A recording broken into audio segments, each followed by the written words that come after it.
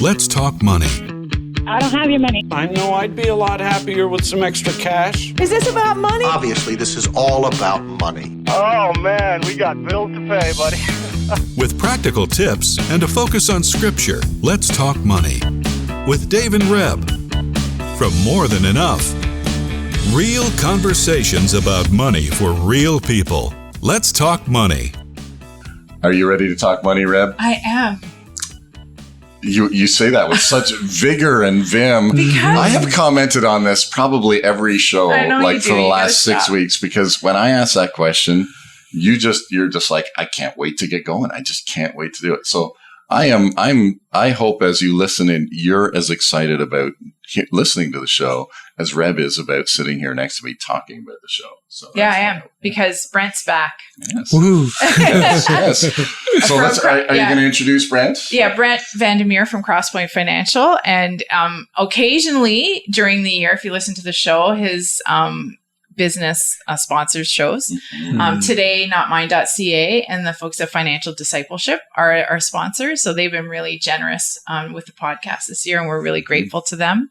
But Brent helps people at the cross points in their finances and investing. And we often have him in to talk about savings and investing. And we're trying to make it a practical discussion today, just about what we can do if you have some extra and as you plan for the future. Because last week we talked about planning that was wrapped in purpose. I really love that phrase that came out of that session. Did I miss something? And no. Find our previous podcasts. Well, I don't do this intro ever. If you want to go back to last week's show, and you do want to go back to last week's show, then for sure, morethanenough.ca, notmine.ca, chri.ca, those websites all have the player. So you can just go there. You'll see and search Let's Talk Money and you'll find it. Or if you're listening on podcast or YouTube, then just go to the Let's Talk Money with Dave and Reb and away you go. And can I give just a reminder? We had some great shows earlier this year from some of our coaching clients that gave their story about their financial journeys with coaches and with the Lord and how that impacted their life and is impacting their life. So those are good. We had this great conversation with a woman named Pat. I can never remember her last name. But we're just going to say Pat. Well, her name is Pat, and she was with the Women's Living Together Network. And if you can go back and listen to that, just if you know of a senior woman in your life that might have a need of a roommate to help cut down costs, she has a great story if you go listen to that, and we'll be able to connect you maybe with other women that you could live with. So I'm just putting that out there because it's a really important need right now for especially widows, I would say, who are finding that they don't have as much income to live on. And this little organization is connecting roommates so that people can live within their means. I just love the creativity. Yeah. They do say that necessity is the mother of invention. And in this area, just in a sense, how God is opening up that creativity in people to say, okay, it's, in these times, as we look around and we see all of the changes and we see things, and we're going to talk about that with you, Brent, but just in a sense, some of the creativity that comes out of that. And a lot of it is wrapped around being together and moving together and sharing together and recognizing, and we've had this conversation before, and this is why we love having Brent, you and other guests on, is we're not alone. To navigate these seasons where maybe there's a lot of movement, man, to do it with the community is so important. And to sit in a community where there's support and there's love and there's even a wisdom, as we know, as we're sitting here and going, there's wisdom in that community as well. So really cool show and really neat creativity that's happening in a lot. I just thought of it because I want people not to miss those shows because they're really fun to listen to, but also educational. So today's scripture, Ecclesiastes. Last week we talked about getting your house in order, the word that came to King Hezekiah. And it got me thinking about Ecclesiastes 3, that there's a time for everything and a season for every activity under the heavens. A time to be born, a time to die, a time to plant, a time to uproot, a time to kill, a time to heal, a time to tear down, and a time to build. A time to weep, a time to laugh, a time to mourn, and a time to dance. A time to scatter stones and to gather them. A time to embrace, a time to refrain from embracing. A time to search and a time to give up. A time to keep and a time to throw away. A time to tear and a time to mend. A time to be silent and a time to speak. A time to love and a time to hate. And a time for war and a time for peace. And I was thinking about these verses because there's some that really pertain to the cycle and season of our life. We talked a little bit about last week about heading to retirement and making sure that we had, knowing what we need to live, what we'd have to have in investments so we can live in those years when we're not working as much. I'm not going to say that people have stopped working, because retirement looks like different things for folks, but a time to tear down, a time to build, a time to scatter, and a time to gather.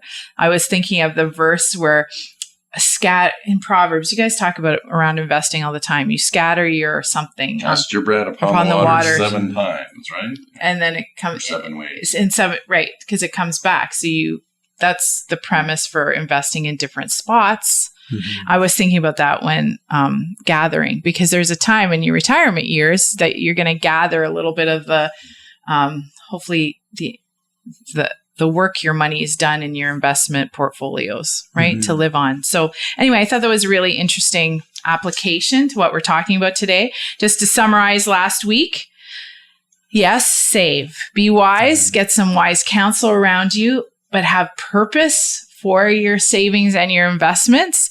And we're going to talk to you, Brent, because we want to know some practical things about, making a plan. You suggest, and we didn't get too much into it, you had a twofold strategy in planning for what's ahead. When we had our conversation with you, like your lifestyle spending plan would need a tune-up. You need to know what you want to live on. Is that right? Right. Yeah.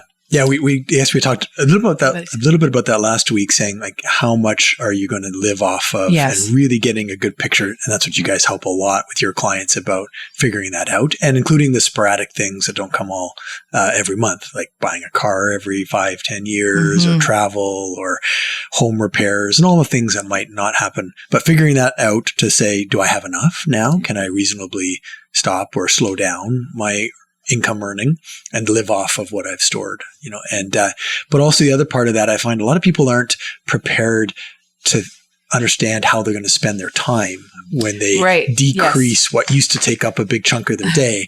And some of that is like, do they even have hobbies, or do they have ability to volunteer their time with other organizations, and is there a family, the grandkids that they're going to spend time with? Like, how are you going to plan your day? And it's a big psychological component of getting to that date where you think you can retire.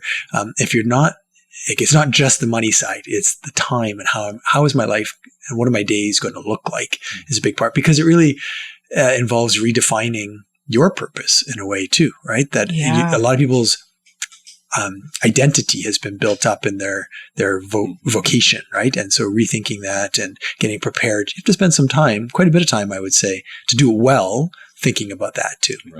Right. When you mentioned that to us in our prep work for this, I was like, I think I've heard you say it before, but I'm like, oh yeah, like that's a big part of your planning for your future. Mm-hmm. Yeah. What do you, and going back to those verses, there's a time for everything. There's a season for everything. And sometimes we maybe don't want the season to come so fast, our desire to live immortally. And I think too, there's, Brent, and we won't spend a lot of time in that, but we're in a season where everyone is, I would say, pretty hyper aware around, inflation and markets, and maybe not terribly well educated, because, a lot of us are getting our cues from the media, which again, I'm not sure that's the greatest source for, media likes to create all kinds of voices, we'll just say voices, but to go, oh, like, I have never had so many conversations with people about stock market and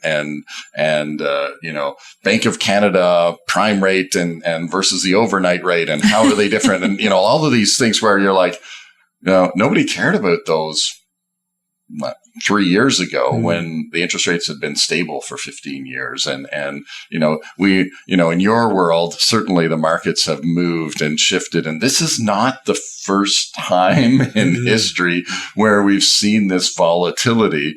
And I think speaking to that a little bit today in the sense of knowing that there's a season and those seasons of, there are times where it's stable and you're preparing and the plan is going as the plan should be going. And then there are seasons where you're going, okay, it's a different world. Yeah. Quite literally every week, things are changing.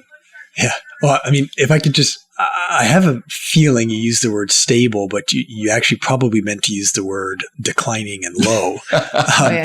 Interest rates have not been stable for 20 years. Right. They have caused, like stable, they've been declining for 20 years, which has created this tailwind. And people who are a little bit older can remember the 80s when interest rates were double digit because inflation was double digit. We went into almost a 30-year period where deflation was occurring and interest rates generally, like there's always a little bit ups and downs as the business cycle carries on, but we went to all-time lows, right? Like 1.5% on a 5-year mortgage. Like that is ridiculously cheap. It devalues money, right? Because if it doesn't cost me to go out and get a big mortgage or a big loan, it doesn't cost me much. It means that the value of that money is decreased, right? I can go do way more things with it. I can push up housing prices. I can push up every asset can go up because there's more money chasing it, right? It's the definition of a bubble. When excess easy money flows into any sector. And when interest rates are low, that can be really widespread. So what's happened in the last year and a half is interest rates have gone the other way because, inflation became a threat. Finally, I would say, like since 2008, we've been talking about, wait a second, this money printing to create, central bank creates money, buys debt out of the system, makes that debt no longer an issue to whoever who owned it. They can hold it and hide it here. But that's fresh money that they've just recreated out of thin air, essentially. And that wasn't inflationary for 15 years because there were so many other deflationary forces keeping it at bay. Lots of things from the U.S. housing market collapse in 07, 08 to other things a little more subtly, like the globalization trend that was pushing costs of goods down by manufacturing overseas at cheaper wages. The tech boom has also been a long-term thing that has decreased cost. And as tech has allowed us to produce things at cheaper costs or, reduce wages because you have a computer doing something, reduces costs. Even aging people, the demographics of an aging population has meant consumption was declining. That's a deflationary force. So I'm getting into the weeds a little bit of the economy, but there was this deflationary force that kept inflation at bay. Last year, 2022, finally, two main things. The pandemic supply chain disruptions caused prices of goods to go up. And then Russia invaded Ukraine. And that's a whole other story about who did what and why and different things. But essentially, energy prices spiked because of that. And those two things, cost of goods and supply chain disruptions plus energy input costs going up, caused inflation to finally spill out in the system. And central banks our system cannot have high inflation and function in a healthy way. And so finally they couldn't print money anymore. They couldn't announce another TALF quantitative easing thing to create more money to cause the problem to go away, because that would be even more inflationary. And they couldn't lower interest rates because that would also be inflationary. And they were already at all-time lows, right? So finally, for those of us who manage money, like I'm actually getting excited about this period because we have now finally some value, some yield coming on our investments that previously policy was, no, let's make it cheap for people who have debt to keep it going. And that meant savers couldn't get a yield on investments. It made my job really hard when I can only get 1% on a risk-free asset, right? Now I can get 5 on that. And then risk assets are going to be a premium above that. all because inflation has come back into the system. But that higher interest cost, that's what people are feeling. That's why people are aware of the media and central banks and overnight rates and different things, right? Because it's got a cost to them now. They're saying, whoa, my mortgage, or maybe I did take too much when I thought this would keep going. Like my debt level's too high and my interest cost has now gone so much. And I think actually it's still coming. The worst parts, there are people who locked into 5-year rates that 3 years from now, 2 years from now are going to reset. And they may not be prepared. So getting your house in order, like if you're one of those people and you've got a reset coming at some point, you got to start thinking hard about what that cost is going to do to your budget too. We talk about this all the time, because certainly in the last number of years, if you're on a variable rate, which was we talk about this strategy of payment hedging, where you voluntarily increase your payment essentially to match the current, even though you might be halfway through your term, to match the current so that you can, in a sense, ease into that increase. Of course, what's been interesting about all of these increases happening at the same time, the energy prices, everything else costs going up because of the interruption in supply chain. And then, of course, now all of a sudden it's like, here's number 3. Like this is kind of strike number 3. Okay, now my interest rates have gone up. And, everywhere I look, I hear somebody saying, well, you're going to have to pay more or voluntarily increase your mortgage payment. Even if you're on a fixed rate, you should be doing that because in 2.5 years, your payment could double. You know what? That is brilliant. I mean, we're supposed to be talking actually about like what to do with our savings and the margin, if we have any, and maybe some of you are laughing that we're even having this conversation, like margin where, like where are we? But I mean, isn't that a great first place to put it? In preparation for knowing that their mortgage is going to be different, even if you're on a fixed in a couple of years when you're renewing your mortgage. And to be honest, we talk about preparing, but, during these years, the last 20 years of low, cheap money, so many conversations about, can I invest money? Can I invest money? And you're like, yeah, okay, good. Because you can get it cheap if you're going to borrow to invest. That was a great strategy. But those people who put some money in now are actually seeing the benefit of those savings, which again was a big message that I know you did and we did was during these season of low interest rates, get it down, figure out, get your debt down and get your savings up because there will come a time. There will come a time. Now, who knew it would happen within 12 months? No.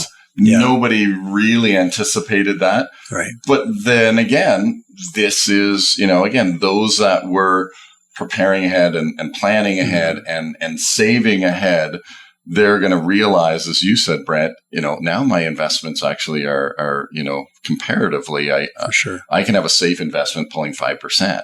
Yeah. Where I couldn't have had that 3 years ago. Okay. So I'm going to stop you guys because I promised everybody practical things. Mm-hmm. So Brent, if people have margin and have savings, apart from getting prepared maybe for an increase in mortgage payments in a few years, right? Savings for that. What does someone do? Like someone's paid down their debt. They're doing really well. They got extra cash every month. I mean, I know you work with high-end clients, but a lot of our clients are asking us that question. What do they do in this season with the money they have? So it's so hard to give specific advice, as you guys have said too, right? It's a challenge, but I mean, I think predominantly, that high level questions should be, I look at kind of like a logic tree saying, okay, so how much do you have that's extra every month? So what percentage of your income that or after core expenses should you save? And I tend to give people guidance that you should at least be trying to do 10% at minimum, get up to 20% if you can. If you have a pension plan, it's being forced on you to do over 10%. So the discipline of doing at least 10, and this goes back to even when I was a kid and I had the jars on my windowsill, and now it can be virtual, but the same concept, pay yourself first, right? Put that money aside. So determining that flow, and some people, that's a large amount of money, right? Like out of their income, they don't spend a whole lot, or they might compared to other people, but the inflow is substantial. So you have to think about where does that go now, right? And so whatever the amount is, it could be a small amount, it could be a large amount, but the next step is to say, well, what bucket do I put it in? That's a little bit more of a tax question that, again, has to be very unique to people. I think the most obvious and simple is an RRSP, so Registered Retirement Savings Plan. If your income is, I would say probably, this is broad brushstroke, but 70,000 or up, ideally 100,000 or up, where that becomes a very valuable tool to whatever you put into an RSP is not included in your taxable income for the year. And so whatever tax was withheld at source from that amount, you get as a refund on your tax return. And so if you're in a 40% tax bracket today, that's a pretty good benefit you'll get today on top of that deposit you made. And so the theory, though, is that down the road, when you're retired and theoretically your employment income is lower and other sources of income are lower, you'll be in maybe a 20% tax bracket or 30% tax bracket, and you'll take it out at that lower percentage and you'll save the difference. So you're not avoiding tax. People have to remember that their RSP is just a deferral, but the idea is paid in the future. So it's worth, it's the time value of money is less. And so you defer that expense and you get it at a lower tax rate.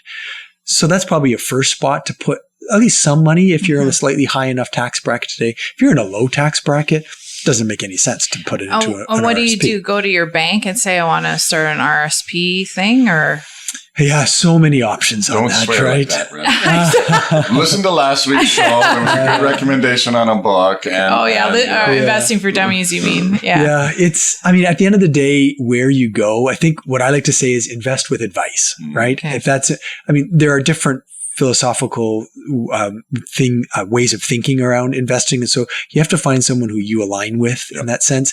If you trust someone at your bank, you're not going to get steered wrong.